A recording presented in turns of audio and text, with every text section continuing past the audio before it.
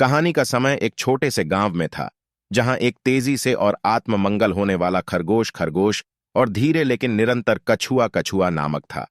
खरगोश अपनी अत्यधिक गति के लिए वन में सर्वदा प्रसिद्ध था और वह कछुआ का धीरे धीरे प्रकृति का मजाक उड़ाता रहता था। एक दिन जब वह गांव के चौराहे पर सूरज की किरणों में लेट रहे थे, खरगोश फिर से अपनी ताकत पर गर्व करने से रोक नहीं सका और वह एक बार फिर बढ़ाई करने के लिए रुका नहीं। वह कछुआ के धीमे और स्थिर प्रकृति के लिए अकेले ही चुनौती देता था। खरगोश बार बार दिखाने की ताकत पर हंस पड़ता था। कछुआ, तुम इतने धीमे हो कि मैं यकीन करता हूं कि मैं तुम्हें पूरी दूरी दौड़ करके भी हरा सकता हूं, चाहे मैं रास्ते में ही सो जाऊं। कछुआ खरगोश के घमंड के बारे में थक चुके शांति से जवाब दिया, अगर तुम अपनी गति की इतनी यकीन में हो तो क्यों नहीं हम इसे एक बार अंततः समझने के लिए दौड़ाएं। खरगोश इस विचार के मजाक की हंसी में भारी हो गया। उसने दौड़ की रेस करने की सहमति दी और बाद में कछुआ को पाठ का चयन करने की अनुमति दी।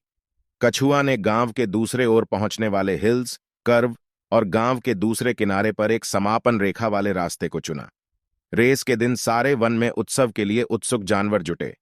लोगों की चमकदार गैरत आई और कछुआ के अंत में खरगोश को जीत दिलाने के लिए उत्सुक थे। फॉक्स न्यायाधीश था और उसने गिनती शुरू की।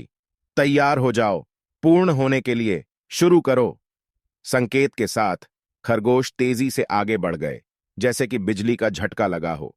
वह अपनी विजय के बारे में इतने आत्मविश्वास में था कि वह जल्दी ही थक गया और सोने के नीचे आराम करने का निर्णय लिया, सोचते हुए, मेरे पास तिम को हराने के लिए काफी समय है।